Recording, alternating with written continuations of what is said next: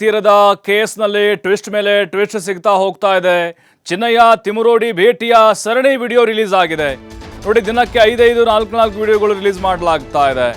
ಈ ಟೈಮ್ನಲ್ಲಿ ಯಾಕೆ ಬಿಡುಗಡೆ ಮಾಡ್ತಾ ಇದ್ದಾರೆ, ಅದಕ್ಕೂ ಕೂಡ ಕಾರಣಗಳು ಇರ್ತವೆ. ಯಾಕಂದ್ರೆ SIT ತನಿಖೆ ಚಿನ್ನಯ್ಯ ಒಳಪಟ್ಟಿದ್ದಾನೆ, ಅಲ್ಲೂ ಕೂಡ ಇದೇ ಹೇಳಿಕೆಗಳನ್ನು ಕೊಟ್ಟಿದ್ದಾನೆ.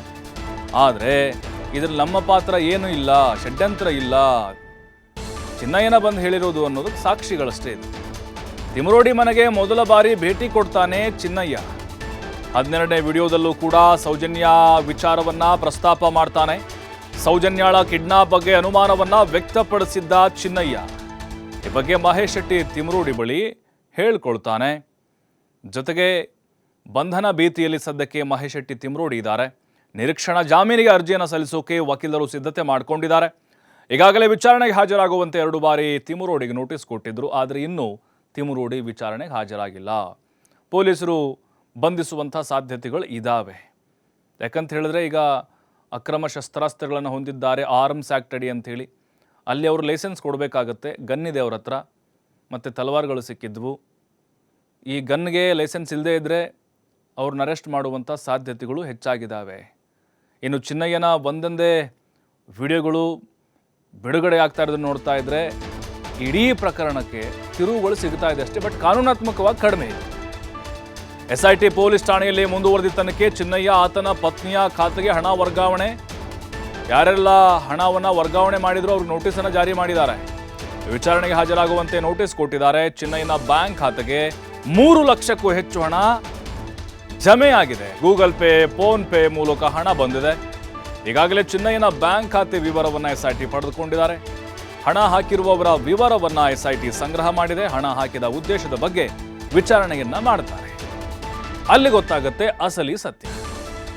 ಯಾವ ಮೂಲದಿಂದ ಚಿನ್ನಯ್ಯನಿಗೆ ಹಣ ಬಂತು, ಯಾಕೆ ಕೊಟ್ಟರು, ಯಾರು ಕೊಟ್ಟರು, ಎಷ್ಟು ಕೊಟ್ಟರು, ಯಾವ ಉದ್ದೇಶಕ್ಕೋಸ್ಕರ ಕೊಟ್ಟರು ಅಂತೇಳಿ. ಯಾಕಂದರೆ ಈ ವಿಚಾರದಲ್ಲಿ SIT ಈ ವಿಚಾರಣೆಯಲ್ಲಿ ನನಗೆ ಕೆಲವೊಬ್ಬರು ದುಡ್ಡು ಕೊಟ್ಟರು, ಹಣದ ಆಮಿಷವನ್ನು ತೋರಿಸಿದ್ರು ಅನ್ನುವಂಥ ಹೇಳಿಕೆಗಳನ್ನು ಚಿನ್ನಯ್ಯ ಕೊಟ್ಟಿದ್ದಾನೆ ಅಂತ ಹೇಳಲಾಗ್ತಾ ಇತ್ತು. ಆದರೆ ಈಗ ಆತನ ಬ್ಯಾಂಕ್ ಖಾತೆಗೆ ಫೋನ್ಪೇ, ಗೂಗಲ್ ಪೇ ಯಾರು ಮಾಡಿದ್ದಾರೆ? 1,50,000 ಯಾಕೆ ಮಾಡಿದ್ದಾರೆ? ಪುಕ್ಸೆಟ್ಟೆ ಕೊಡ್ತಾರೆ ಅವಂಗೇನಾದರೂ 50,000 1 ಲಕ್ಷ ಅಲ್ಲ ಕೊಟ್ಟಿದ್ದರೆ, ಅಥವಾ ಇವನು ನಿಯತ್ತಾಗಿ ಬೆವರು ಸುರಿಸಿ ದುಡಿದಂಥ ಹಣನ ಅದು, ಅಥವಾ ಅವನಿಗೆ ಬೇರೆ ಕಾರಣಕ್ಕೋಸ್ಕರ ಏನಾದರೂ ಕೊಟ್ಟಿದ್ದ? ಇದೆಲ್ಲವೂ ಕೂಡ SIT ಅವರು ಕೆದಕಿ ತೆಗಿತಾ ಇದ್ದಾರೆ. 3 ಲಕ್ಷ ಹೇಗೆ ಬಂತು ಅವನ ಅಕೌಂಟ್ಗೆ ಅದೆಲ್ಲ ಗೊತ್ತಾಗ್ಬಿಡುತ್ತೆ ನಿಮಗೆ. ಬ್ಯಾಂಕ್ ಡೀಟೇಲ್ಸಲ್ಲಿ ಯಾವ ಮೂಲದಿಂದ ಹಣ ಬಂತು ಅಂತ, ಯಾರೆಲ್ಲ ಟ್ರಾನ್ಸ್ಫರ್ ಮಾಡಿದ್ರು ಹಣನ, ಅವ್ರಿಗೆ ನೋಟಿಸ್ ಕೊಟ್ಟಿದ್ದಾರೆ. ಮತ್ತಷ್ಟು ಮಾಹಿತಿ ನಮ್ಮ ಪ್ರತಿನಿಧಿ ಆದಿತ್ಯ ನೀಡ್ತಾರೆ. ಆದಿತ್ಯ, ಸರಣಿ ವಿಡಿಯೋಗಳು ನೋಡ್ತಾ ಇದ್ದೀವಿ, ದಿನನಿತ್ಯವೂ ಬಿಡುಗಡೆ ಆಗುತ್ತಾ ಇದ್ದಾವೆ.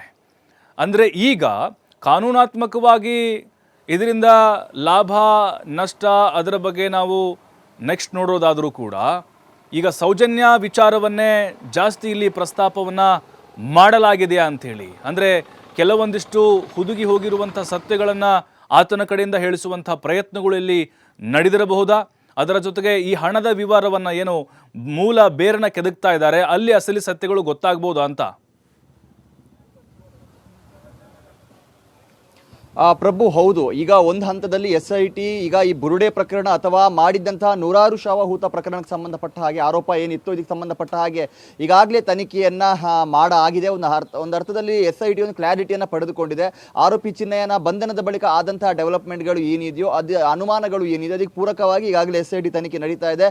ಈಗ ಅಂತಿಮ ಒಂದಿಷ್ಟು ವಿಚಾರಣೆಗಳನ್ನು, ತನಿಖೆಗಳನ್ನು SIT ಮಾಡ್ತಾ ಇದೆ. ಒಂದು ಅಂತಿಮ ಘಟ್ಟದಲ್ಲಿ ಇದೆ ಇದು ಅಂತಾನು ಹೇಳ್ತಾ ಹೋಗೋದು ಪ್ರಕರಣ. ಸೊ ಈ ಸಂದರ್ಭದಲ್ಲಿ ಈ ಸ್ಫೋಟಕ ವಿಡಿಯೋಗಳು ರಿಲೀಸ್ ಆಗಿರೋದು ಯಾವಾಗ ಚಿನ್ನಯ್ಯನ ಅರೆಸ್ಟ್ ಆಯಿತು ಆಗಲೇ ಇಂತಹ ವಿಡಿಯೋಗಳು ರಿಲೀಸ್ ಆಗುತ್ತೆ ಅನ್ನುವಂಥ ಮಾಹಿತಿ ಇತ್ತು. ಇದರ ಪ್ರಕಾರ ಈಗ 12ನೇ ವಿಡಿಯೋನ ರಿಲೀಸ್ ಮಾಡಿದ್ದಾರೆ. ಇಷ್ಟು ದಿನಗಳ ಕಾಲ ಚಿನ್ನಯ್ಯ ಈ ಸೌಜನ್ಯ ರೇಪ್ ಆ್ಯಂಡ್ ಮರ್ಡರ್ ಬಗ್ಗೆ ಹೆಚ್ಚಿನದಾಗಿ ಹೇಳ್ತಾ ಇದ್ದ, ಯಾವ ಥರ ಕೊಲೆ ಆಗಿತ್ತು, ಯಾವ ಥರ ಅತ್ಯಾಚಾರ ಆಗಿತ್ತು ಅನ್ನೋದು. ಆದರೆ ಇದರಲ್ಲಿ ಆತ ಉಲ್ಲೇಖ ಮಾಡಿರುವಂಥ ವಿಚಾರಗಳು ನಿಜಕ್ಕೂ ಬಹಳ ಶಾಕಿಂಗ್ ಆಗಿದೆ. ಈ ಕಿಡ್ನ್ಯಾಪ್ ಮಾಡಿರುವಂಥ ಕುರಿತು, ಸೌಜನ್ಯಳನ್ನು ಯಾವ ಥರ ಅಪಹರಣ ಮಾಡಲಾಯಿತು ಅದ್ರ ಬಗ್ಗೆ ಆತ ಮಾಹಿತಿ ನೀಡಿದ್ದಾನೆ. ಮತ್ತು ಆಕೆಯನ್ನು ಎಲ್ಲಿಗೆಲ್ಲ ಕರೆದುಕೊಂಡು ಹೋಗಿರಬಹುದು, ಎಲ್ಲಿಗೆ ಕಿಡ್ನ್ಯಾಪ್ ಮಾಡಿರಬಹುದು ಅನ್ನುವಂಥದ್ದನ್ನು ಕೂಡ ಆತ ಅನುಮಾನಗಳ ಮೂಲಕ ತಿಮರೋಡಿ ಅವರ ಜೊತೆಗೆ ಮಾತುಕತೆಯನ್ನು ನಡೆಸುವಂಥದ್ದನ್ನು ನಾವು ನೋಡಬಹುದು. ಇಲ್ಲಿ ಬಾಹುಬಲಿ ಬೆಟ್ಟ ಮೆನ್ಷನ್ ಆಗಿದೆ, ಬಾಹುಬಲಿ ಬೆಟ್ಟದ ಸಮೀಪದಲ್ಲಿರುವಂಥ ಒಂದು ಗೆಸ್ಟ್ ಹೌಸ್ ಮೆನ್ಷನ್ ಆಗಿದೆ, ಮತ್ತು ನ್ಯಾಚುರೋಪತಿ ಪ್ರಕೃತಿ ಚಿಕಿತ್ಸಾಲಯ ಅದು ಕೂಡ ಇದರಲ್ಲಿ ಮೆನ್ಷನ್ ಆಗಿದೆ.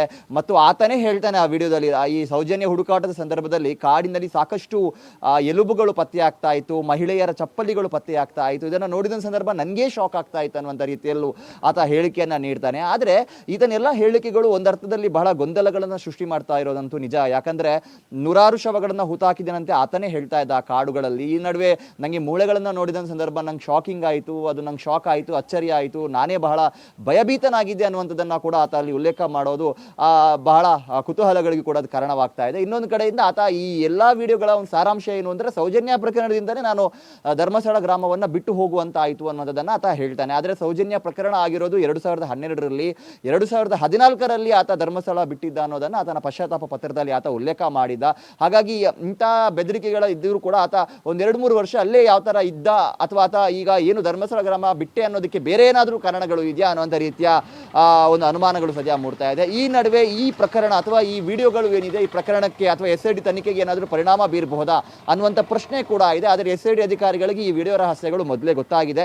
ಚಿನ್ನಯ್ಯನನ್ನ ಮಹಜರಿ ಕರ್ಕೊಂಡು ಹೋಗುವ ಸಂದರ್ಭದಲ್ಲಿ ಈ ತರ ವಿಡಿಯೋಗಳನ್ನ ಮಾಡಲಾಗಿದೆ, ಬೇರೆ ಬೇರೆ ಕಡೆಗಳಲ್ಲಿ ಸುಮಾರು 25 ವಿಡಿಯೋಗಳನ್ನ ಮಾಡಲಾಗಿದೆ ಅನ್ನುವಂಥ ಮಾಹಿತಿ ಕೂಡ ಇದೆ. ಮುಂದೆ ಯಾವೆಲ್ಲ ವಿಡಿಯೋಗಳು ರಿಲೀಸ್ ಆಗುತ್ತೆ ಅನ್ನೋದರ ಬಗ್ಗೆಯೂ ಕೂಡ ಅವರ ಹತ್ರ ಮಾಹಿತಿ ಇದೆ. ಚಿನ್ನಯ್ಯ ಈಗಾಗಲೇ ಇದಕ್ಕೆ ಸಂಬಂಧಪಟ್ಟ ಎಲ್ಲಾ ಮಾಹಿತಿಗಳನ್ನು SIT ಅಧಿಕಾರಿಗಳಿಗೆ ನೀಡಿದ್ದಾನೆ. ಇದರ ಜೊತೆಗೆ ಚಿನ್ನಯ್ಯ ಮತ್ತು ಆತನ ಪತ್ನಿಯ ಒಂದು ಅಕೌಂಟ್ಗೆ ಹಣ ಟ್ರಾನ್ಸ್ಫರ್ ಆಗಿದೆ ಅನ್ನುವಂಥ ಆರೋಪ ಇತ್ತು. ಸೊ ಅದಕ್ಕೆ ಸಂಬಂಧಪಟ್ಟ ಹಾಗೆ ಆ ಬ್ಯಾಂಕ್ ವಹಿವಾಟಿನ ದಾಖಲೆಗಳನ್ನು ಈಗಾಗಲೇ SIT ಕೆದಕಿತ್ತು. ಸೊ ಅದಕ್ಕೆ ಸಂಬಂಧಪಟ್ಟ ಹಾಗೆ ಒಂದಿಷ್ಟು ಜನರನ್ನ ಈಗ ವಿಚಾರಣೆಗೆ ಕರೆಯಲಾಗಿದೆ. ಗೂಗಲ್ ಪೇ ಮತ್ತು ಬೇರೆ ಬೇರೆ ಈ ಆನ್ಲೈನ್ ಪೇಮೆಂಟ್ ಪ್ಲಾಟ್ಫಾರ್ಮ್ಗಳ ಮೂಲಕ ಅವರ ಅಕೌಂಟ್ಗೆ ಹಣ ಟ್ರಾನ್ಸ್ಫರ್ ಆಗಿದೆ ಅನ್ನುವಂಥ ಮಾಹಿತಿ SITಗೆ ಲಭಿಸಿರೋದು.